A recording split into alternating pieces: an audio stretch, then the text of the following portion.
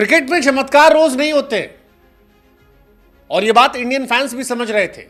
इसीलिए शायद जब 5 विकेट गिर गए थे और नीतीश रेड्डी, ऋषभ पंत को बल्लेबाजी करना था तो इंडियन फैंस मन में यह मान चुके थे कि इंडिया की हार होने वाली है।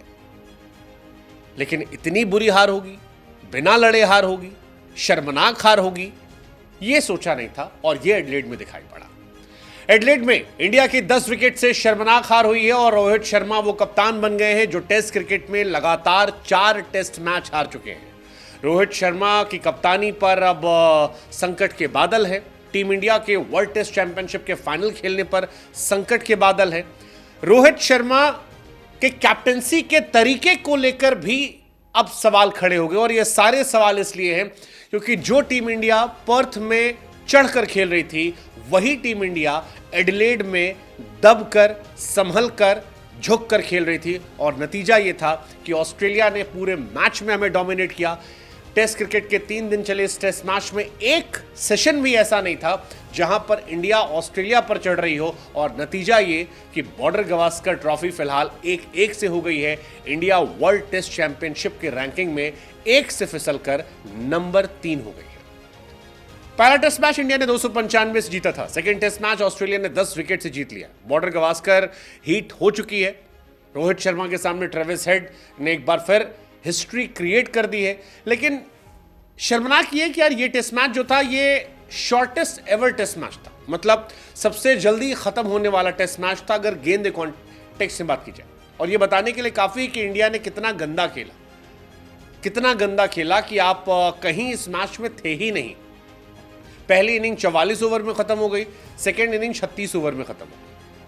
इंडिया के बड़े बड़े सूरमा जिसमें रोहित शर्मा, यशस्वी जायसवाल, केएल राहुल, विराट कोहली, ऋषभ पंत, नीतीश रेड्डी, आर अश्विन, ये सारे सूरमाओं की जो लिस्ट थी ये 2 बार आउट हो गई 80 ओवर के अंदर। और ये अपने आप में शर्मनाक है। ये एक ऐसी कहानी है जो परेशान करेगी। यहीं पर लोग कह रहे हैं कि यार लड़कर हारे होते कोई दिक्कत नहीं था, लेकिन ऐसा हारे हो ये शर्मनाक है। ऑस्ट्रेलिया फिलहाल वर्ल्ड टेस्ट चैंपियनशिप में पॉइंट्स टेबल में नंबर 1 बन गई है। इंडिया नंबर 3 पर पहुंच गई है। इंडिया डिसअपॉइंटेड है और होना भी चाहिए क्योंकि अगर आप सामने वाली टीम को 19 रन देते हैं सेकेंड पारी में तो आपको बुरा फील करना चाहिए। हालांकि ऑस्ट्रेलिया उसका दबदबा बरकरार है। डे नाइट टेस्ट में ऑस्ट्रेलिया कोई तोड़ नहीं है। 13 टेस्ट मैच खेले हैं, 12 जीते हैं, सिर्फ 1 हारी। ट्रेविस हेड इंडिया के सबसे बड़े दुश्मन है यार। एक ऐसा कांटा है जो चुभता रहता है, इतना चुभता है कि क्या ही कहा जाए। ट्रेविस हेड ने इंडिया से वर्ल्ड टेस्ट चैंपियनशिप छीन लिया, इंडिया से उसने ओडीआई वर्ल्ड कप छीन लिया। अब डे नाइट टेस्ट में न सिर्फ हमें हराया बल्कि हराने के साथ साथ हमें वर्ल्ड टेस्ट चैंपियनशिप की रैंकिंग में 3 नंबर पर भेज दिया और एक डर पैदा कर दिया कि इस बार शायद आप फाइनल खेल ही नहीं पाओगे।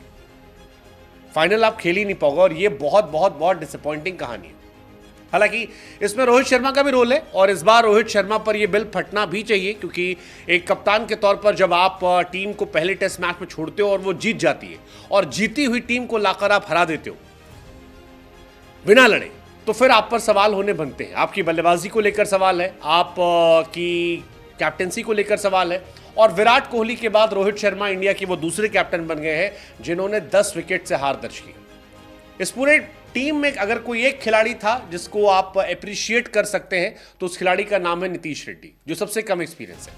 बाकी जितने अपने आप में तोप बन रहे थे, चाहे वो यशस्वी जायसवाल हो, शुभमन गिल हो, ऋषभ पंत हो, केएल राहुल हो, विराट कोहली हो, रोहित शर्मा हो, ये सब फुसकी बम निकले। कोई भी एक खिलाड़ी कहीं परफॉर्म नहीं कर पाया। सिर्फ नीतीश कुमार रेड्डी वो खिलाड़ी थे जिसने पहली इनिंग में लड़ाई लड़ी, सेकेंड इनिंग में लड़ाई लड़ी और दोनों इनिंग में वो इंडिया के लीड स्कोरर थे।